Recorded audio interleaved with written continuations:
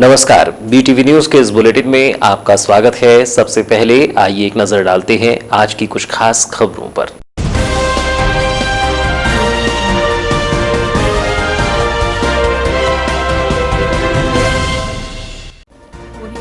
जिले में प्रारंभ होगा कोविड वैक्सीन टीकाकरण। 16 जनवरी से जिले में लगाया जाएगा कोविड का टीका। लांजी के लिए झंडी दिखाकर रवाना की वैक्सीन। प्रथम सप्ताह में 400 स्वास्थ्य कर्मियों को लगेगा टीका। विधायक बिसेन सहित कलेक्टर ने ली कोविड वैक्सीन की जानकारी। आस्था और विश्वास के साथ मनाया मकर संक्रांति पर्व। नगर के वैनगंगा तट सहित मंदिरों में भक्तों की रही भीड़। परिवार साथ पिकनिक मनाने पहुंचे लोग। बच्चों ने जमकर की मौज मस्ती। युवाओं में दिखा उत्साह। जिला प्रशासन के द्वारा की गई बड़ी कार्यवाही। अवैध शराब के खिलाफ प्रशासन ने की कार्यवाही। नगर के वार्ड क्रमांक 4 बैगा मोहल्ले में की गई कार्यवाही। 30 क्विंटल महुआ और 50 लीटर शराब की गई जब्त।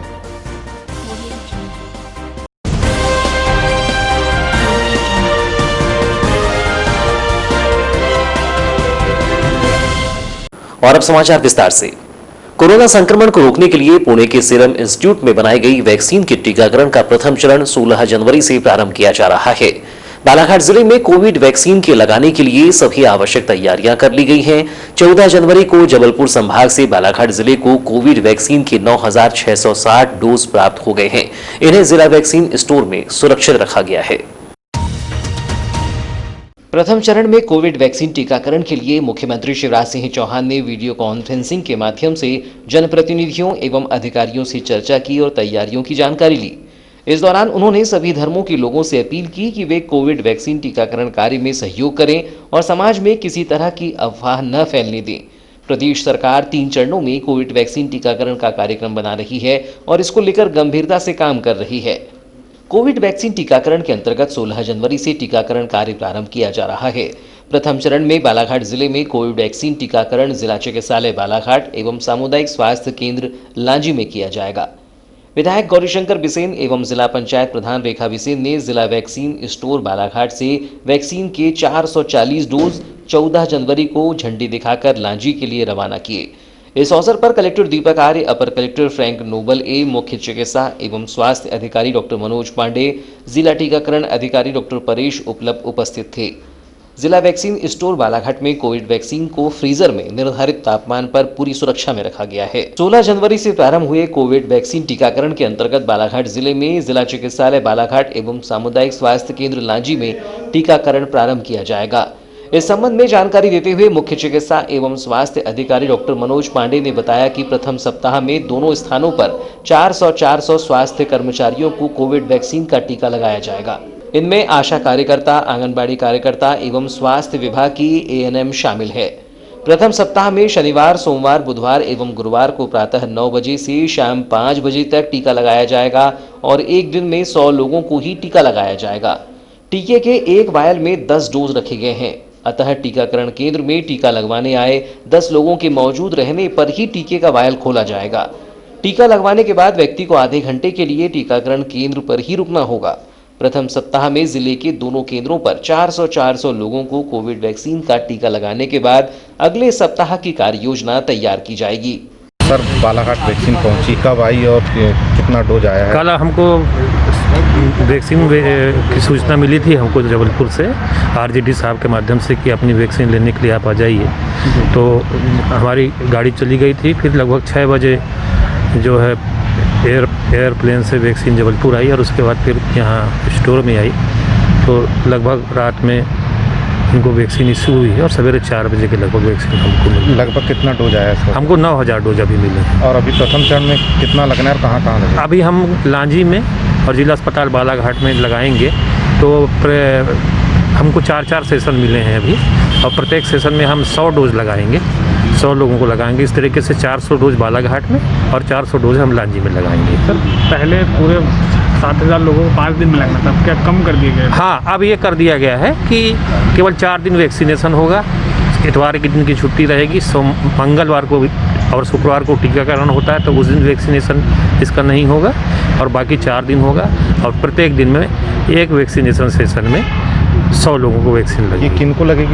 विधायक गौरीशंकर बिसेन ने कोविड वैक्सीन लांजी के लिए रवाना करने के बाद चर्चा के दौरान बताया कि यह वैक्सीन पूरी तरह से सुरक्षित है और परीक्षण के बाद ही टीकाकरण के लिए उपलब्ध कराया गया है।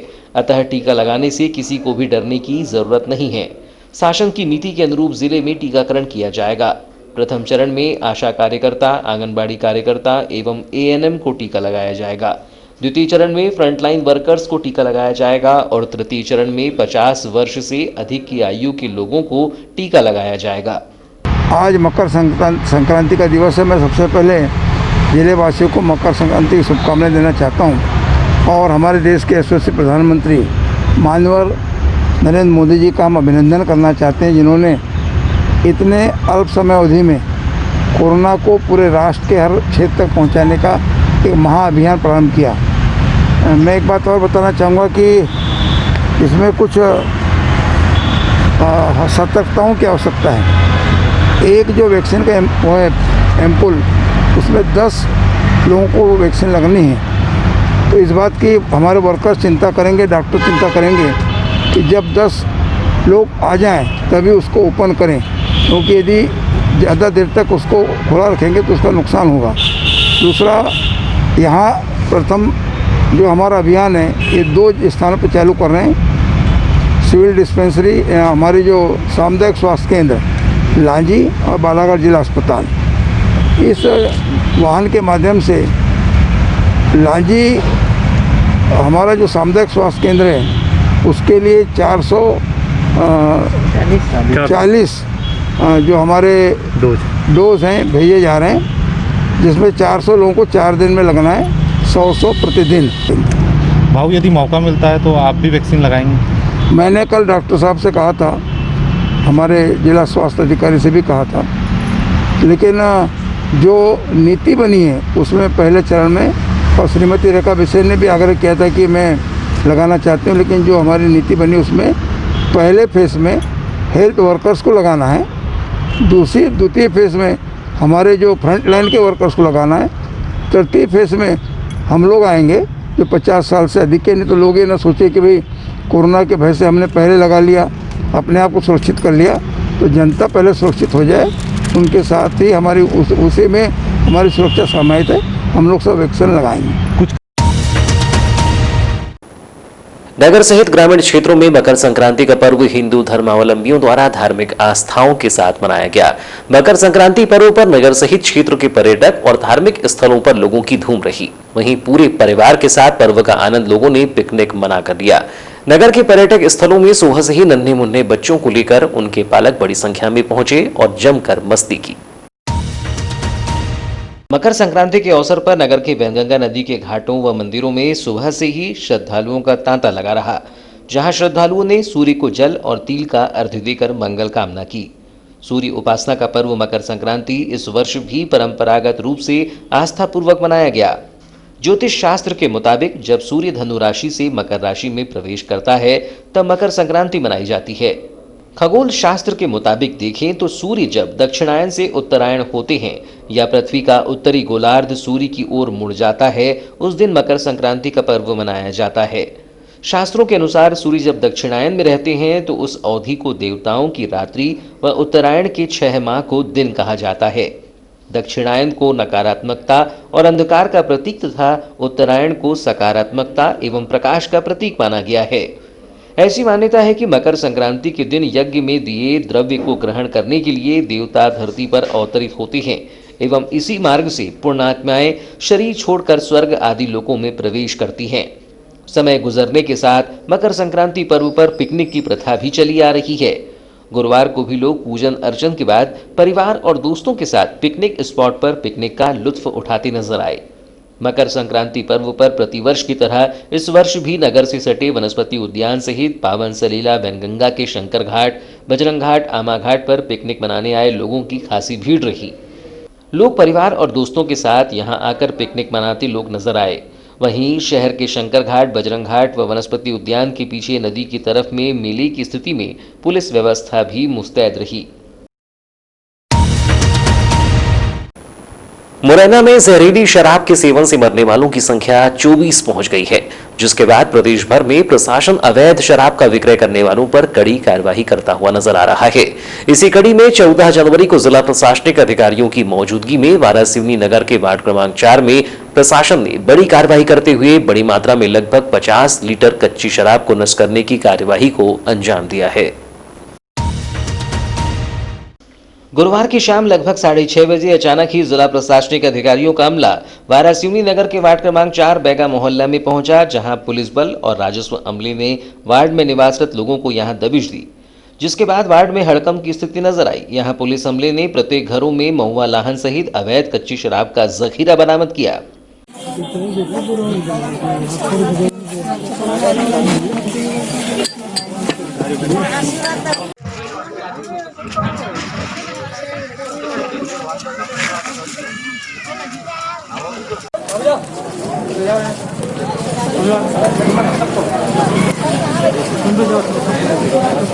बता दें कि कार्यवाही के दौरान कलेक्टर दीपक आर्य, पुलिस अधीक्षक अभिषेक तिवारी, वारासिवनी एसडीएम संदीप सिंह, वारासिवनी थाना प्रभारी नीरज मीणा, वारासिवनी थाने के अमले सहित रामपायली थाने का अमला भी कार्यवाही के दौरान मौजूद रहा।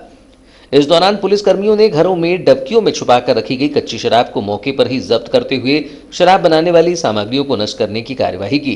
कार्यवाही के दौरान वार्ड में हड़कंप का माहौल दिखाई दिया। मामले में कलेक्टर दीपक आर्य ने बताया कि जिले में अवैध शराब के खिलाफ लगातार कार्यवाही की जा रही है, लेकिन लगातार सूचना प्राप्त हो रही थी कि वारासिवनी नगर के बैगा मोहल्ला में बड़े स्तर पर अवैध शराब का कारोबार चल रहा है, जिसके तहत आज यहां कार्यवाही की गई है। उन्होंने बताया कि मुरैना में घटित हुई घटना की पुनरावृत्ति न हो, इसलिए कार्यवाही को अंजाम दिया जा रहा है। उन्होंने बताया कि अब यह कार्यवाही जिले में निरंतर जारी रहेगी।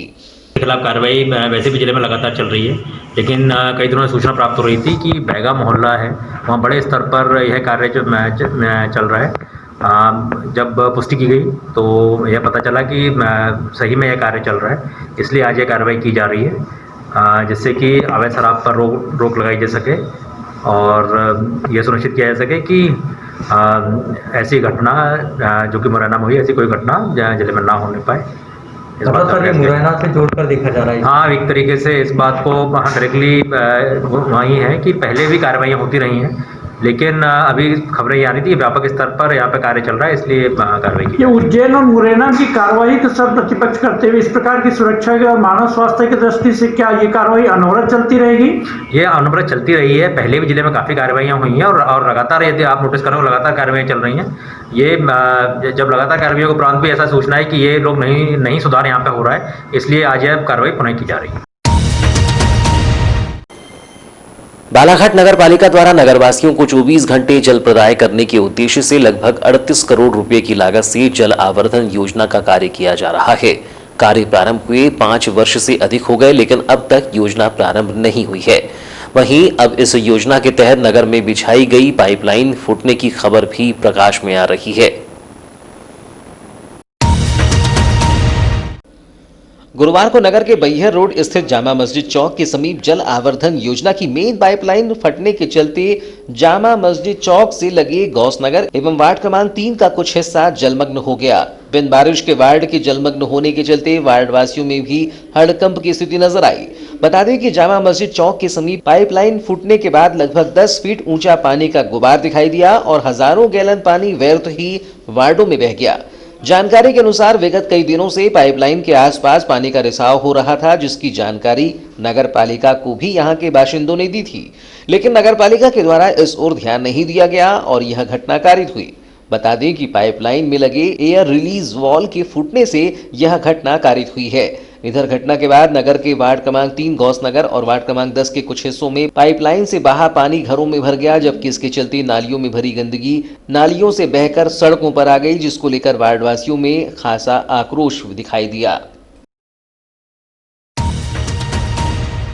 खेल एवं युवा कल्याण विभाग बालाघाट और नेहरू स्पोर्टिंग क्लब के द्वारा आगामी 16 जनवरी से जेपी यादव व हीरालाल नागोसी की स्मृति में अंतर्राज्यीय हॉकी टूर्नामेंट का आयोजन किया जा रहा है, जिसका फाइनल मैच 19 जनवरी को नगर के नगरपालिका हॉकी ग्राउंड में खेला जाएगा।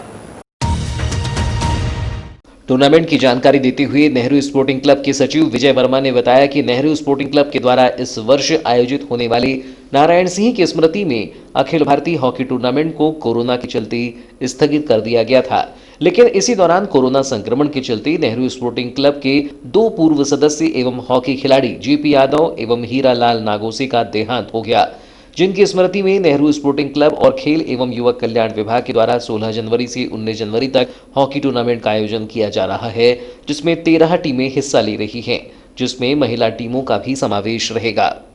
यहाँ पर अभी अचानक ही हमारे 2 सीनियर खिलाड़ियों का देहांत हो गया। पिछले माह में हुआ श्री जेपी यादव का, और अभी बहुत कर्मठ हमारे श्री हीरालाल नागोसे का देहांत हुआ। तो हम लोगों ने सोचा कि इस साल तो बड़ा टूर्नामेंट हम लोग करा रहे नहीं हैं, तो उनके टूर्नामेंट भी होगा और उनकी स्मृति को ताज़ा करने के लिए हम लोगों ने 7A side boys hockey tournament का आयोजन किया है, जिसमें 13 टीमें भाग ले रही हैं। तो ये दोनों की स्मृति में हम ये टूर्नामेंट कराने जा रहे हैं, और 13 टीमों का लगभग यहाँ पे 16 तारीख से मेला लगेगा और 19 को इसका फाइनल होगा, जिसमें 4 गर्ल्स टीम भी हैं, तो 4 गर्ल्स टीमें भी इसमें भाग लेंगी। कहाँ की टीमें इसमें आने ली अभी तक? टूर्नामेंट के विषय में जानकारी देते हुए खेल एवं युवक कल्याण विभाग की हॉकी प्रशिक्षक सुनीता सिद्दीकी ने बताया कि टूर्नामेंट में 13 बॉयज की टीम हिस्सा ले रही है, जिसमें जबलपुर, सिवनी, गोंदिया, भंडारा, ब्रह्मपुरी, नरसिंहपुर सहित बालाघाट की 3 टीमें शामिल होंगी। वहीं इसके अतिरिक्त महिलाओं की टीमों को भी शामिल किया जा रहा है, जिनके मैच 18 जनवरी से खेले जाएंगे। उन्होंने बताया कि टीमों के रुकने सहित अन्य व्यवस्था आयोजन समिति के द्वारा की जाएगी।